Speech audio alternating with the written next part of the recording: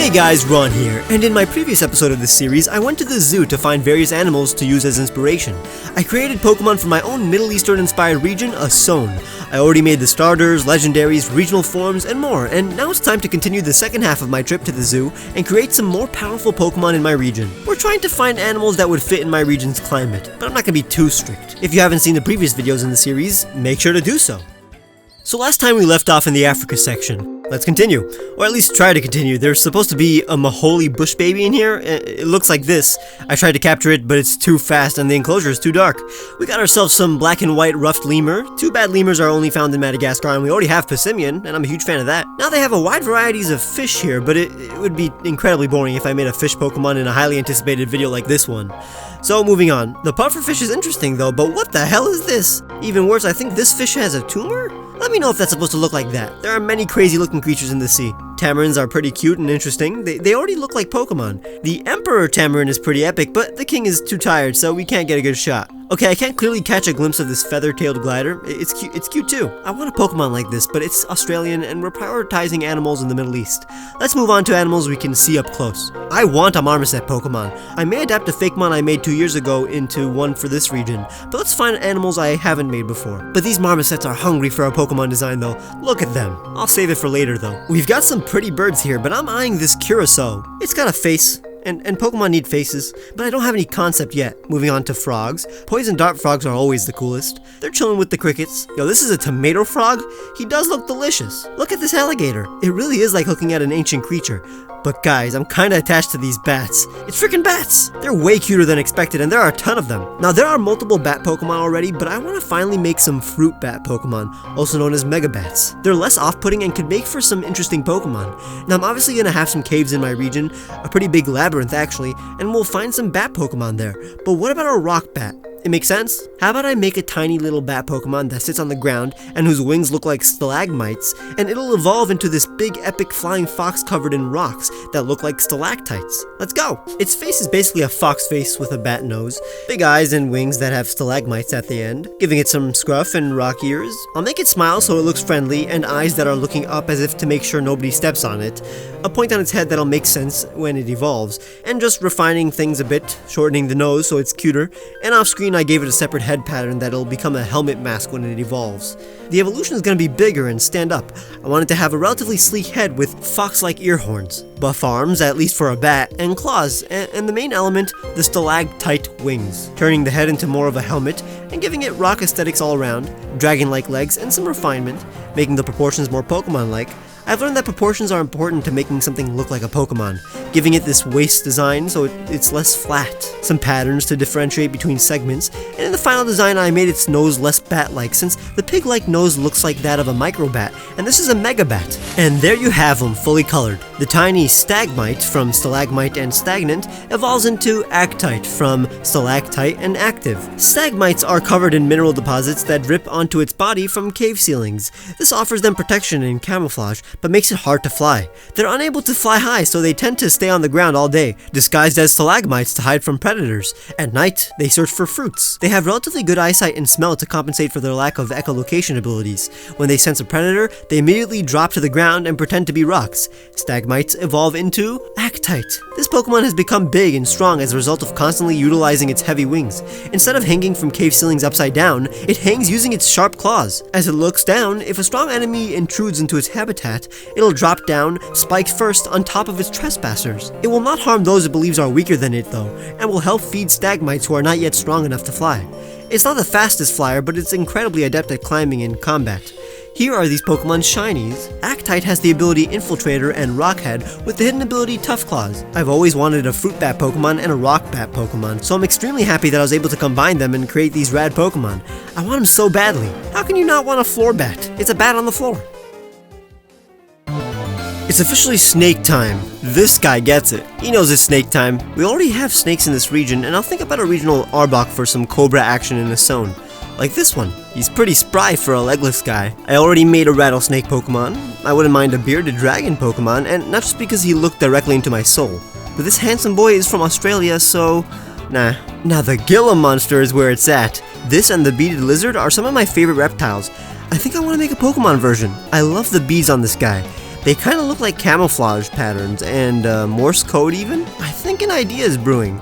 Let's come back when the idea is fully formed. What's an axolotl doing in the reptile section? Hey, I'll let it slide this time. Yo, this Roadrunner is pretty social. Subjectively made a Roadrunner Pokemon for their region, so I won't prioritize this animal. Long-necked turtles are pretty tight. You can quote me on that. Look at this skink. Agamas. They're definitely found in the Middle East. Dredigan is practically based on one, and I made an evolution for it for my region. A sailfin lizard's fine. How about we look at some tortoises? It's always a wholesome time with tortoises. Never mind, moving on. Honestly, cassowaries are one of the coolest birds in the entire planet.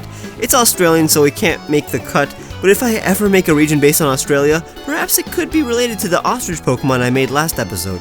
It kinda looks like an evolved form of an ostrich. Oh no, he dropped his food! I feel bad for him. Now I have to turn it into a Pokemon. Here's the concept. We're gonna take the Gila monster and Mexican beaded lizard, who are native to the Americas, and combine it with a monitor lizard, who are native to places like the Middle East. It'll be venomous like the Gila monster and beaded lizard. The family will be based on modern soldiers. I told you I thought the beads remind me of both camouflage and Morse code. So how about we finally make a 3-stage pseudo-legendary Pokemon line that progressively gets more toxic?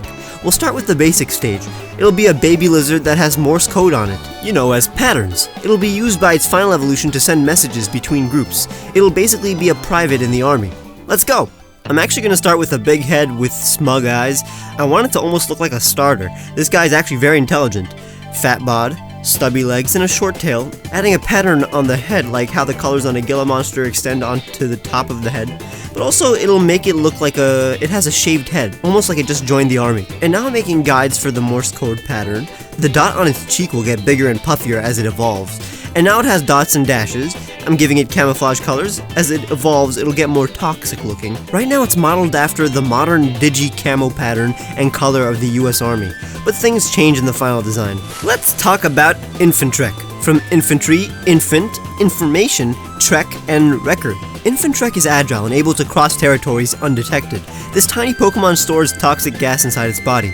The gas can be manipulated by its higher-ranking evolved forms to cause chemical burns on its scales that create marks. These dots and dashes are actually messages. Its superiors will send Infantrek on long journeys to communicate plans between their kind. When this Pokemon is done with its mission, it sheds its skin and therefore the marks that are on it, discarding the secret messages and allowing for new messages to be created. If in trouble during their mission, Infantrek will spit out all the toxic gas it has stored and quickly run away as its enemy is temporarily immobilized by the strong nerve agent. Now I'm going to make the evolved form. The toxic gas inside of it has built up and made the patterns and marks on its skin raise up like bubbles. It'll be more of a combat specialist, an actual soldier and commander. I want the patterns it has to resemble a flak jacket or assault vest. The cheeks now hold poison gas and will help the design transition into the design of its final evolution, where its face will be partially inspired by a gas mask. I want the head pattern to look like both a buzz cut and act like a helmet, since this Pokemon is now part of combat.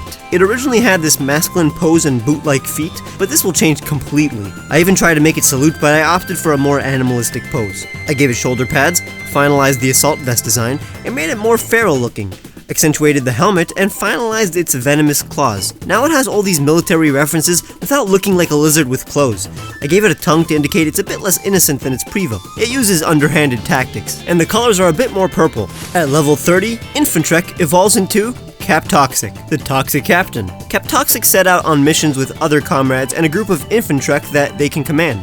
They are way more vicious and prioritize the success of missions over the well-being of its lower-ranking inferiors. The gas in its body has built up to the point where the dots and dashes it once had have raised above its skin. These hard bubbles are used for padded protection. If it has taken too much of a beating, these bubbles burst and release toxic gas, allowing it to gain the advantage in battle. It stores a particularly lethal dose of venom in its mouth and hands. It uses its toxic claws and tongue to inject harmful toxins. And finally, a final evolution that has some monitor lizard aspects. Part of its skin has shredded off, revealing the toxins within. It'll be based on chemical warfare, like gases, and bomb defusal squad uniforms. I want its neck to be longer and face more angular. Its various elements were all leading up to a design with a gas mask and a bomb defusal suit, so I'm gonna try to incorporate these elements as much as I can. I gave it loose skin on the shoulders, but that didn't work. Its face won't be final to the end, honestly, but it's not far from this. So I'm scrapping the pose entirely. It's terrible. I'm gonna give it a huge collar like a bomb defusal suit and try to incorporate elements from its prevos. The structure of the anatomy is a little bit better, but it's not that special of a concept yet. This is when I finally decided to turn the collar into an inflated sack of gas around its neck. I love the patterns on it too, inspired by the earliest stage, so it helped guide the rest of its design, defining aspects so they're less vague, and here I finally decided that the flap on the belly from a bomb defusal suit will be shorter and only go up to the chest. It's way scarier now and more animal looking. At this point I decided to make it a dark type instead of a dragon type like I originally intended. It looks like a villain to me, but it's only when it's colored that you understand that it has shed the bottom half of its skin, and now its new skin is more translucent, and you're able to see all the toxic gas that is inside its body. That's why it's all purple. Its normal skin, which is fully intact at the head, hands, and feet, is gray. I love how you can see through its cheek pouch. Instead of literally having a gas mask like I intended when I thought about this Pokemon's concept, I gave it elements and patterns that indicate the idea of a gas mask. I think that's what good Pokemon designs do. They're not too literal with the interpretation. All the references to man-made objects and concepts are subtle, and that's why it's cool to see the process, because you learn about all the inspirations that slowly become less blatant as I was designing the Pokemon. Here is our fully evolved pseudo-legendary Pokemon, Virulurk, from Virulent and Lurk. Its translucent skin reveals the toxic chemicals that this Pokemon is mostly comprised of. It is able to withstand the most deadly substances on Earth. Its neck is swollen with gas. Once this Pokemon slightly opens its mouth, it releases toxins that can knock out an entire village. The chambers on its cheeks help filter different kinds of gas for different purposes, even oxygen and hydrogen. In some locations, it's illegal to train one without a license. Here's the shiny. Its abilities are Shed Skin and Poison Touch, with the hidden ability Dry Skin. It has a very wide move pool, even fire, ground, and dragon type moves. I really hope you guys like the fact that it's not a dragon pseudo-legendary, like Tyranitar and Metagross. Maybe I'll make another pseudo-legendary, so leave any ideas in the comment section. The Ozone region has got some cool Pokemon, not gonna lie. If you enjoyed, leave a like and subscribe if you haven't. Make sure to check out the previous art videos, and let me know which animal or concept you'd like to see in my Middle Eastern inspired region. Consider becoming a patron or clicking the join button to get cool rewards like seeing my videos days early, and huge discounts on the t-shirts I made for you guys, and more. Follow me on Twitter and Instagram where I will post full art of these Pokemon, and I'll see you guys very soon.